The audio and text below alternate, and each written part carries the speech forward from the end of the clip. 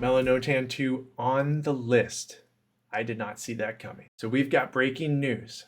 RFK just dropped the official FDA peptide list. 12 peptides coming off the category 2 restriction list. Most of them I expected, 3 of them I absolutely did not, and one of them has published melanoma case reports.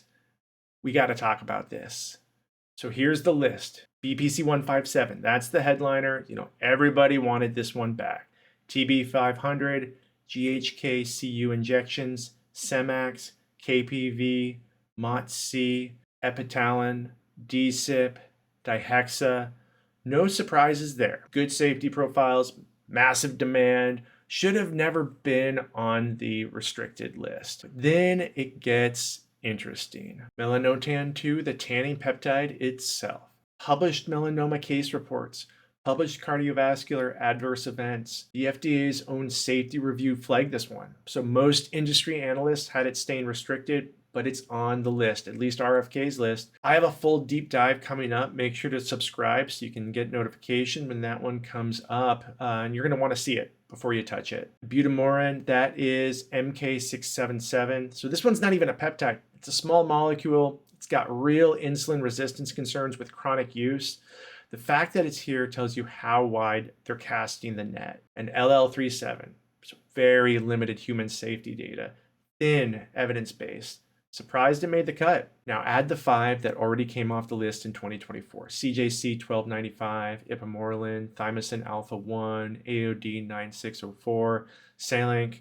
That's 17 peptides cleared or in the process. The category 2 list is basically empty at this point. 2 names are left, Kisspeptin 10 and PEG-MGF. Here's where I'm gonna say something the peptide community doesn't want to hear. I'm glad these are coming back. Regulated access through licensed pharmacies is safer than the gray market. I don't think that that's even a debate, but some of these should not have made the list. Melanotan 2 has case reports of rhabdomyolysis, renal infarction, and melanoma associations, and we're giving it back to compounding pharmacies before anyone's run a single randomized controlled trial. The political will to bring peptides back, I think, kind of outran maybe the clinical evidence for a few of these. Now, I'll prescribe BPC 157 immediately. Melanotan 2, I've got some questions, and I'm going to walk you through every one of them. Now, the thing you actually want to know, when can you fill a prescription? Not next week. Here's why. So today, the FDA published a Federal Register notice that schedules a July advisory panel meeting. 7 peptides up for review, including BPC 157 and TB 500. But here's the part that nobody's really reading in the fine print right now. So even if the panel votes yes, the FDA still has to draft formal rules, then publish them and finalize them. The head of the Alliance for Pharmacy Compounding called this a protracted process. His words, not mine. Then the pharmacies actually have to source the pharmaceutical grade ingredients, pass quality testing, set up production lines. So this ain't a weekend project. My realistic call, BPC 157 and TB 500 could be available through compliant pharmacies. I'd say maybe by late 2026. Some of the others may take all the way into early 2027. So this is happening.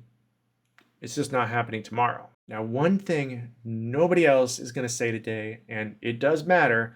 So category 1 is not FDA approval. It means a pharmacy can make it. It does not mean that it's been through clinical trials. It does not mean it's proven safe. It does not mean insurance covers it. In fact, that won't happen, if it ever does, for a long time. The evidence gaps that existed yesterday, they're still there today. So the regulation just changed. That's all. The science didn't. Anyone telling you otherwise is probably trying to sell you something. I'm doing deep dives on every peptide on this list. Next up is the most controversial one, Melanotan 2, the cancer question, the ICU case reports, and why I'm just not sure it belongs here. Subscribe so you don't miss it. So there it is, the big breaking peptide news of the day. I'm Dr. Barrick. I'll see you guys in the next one.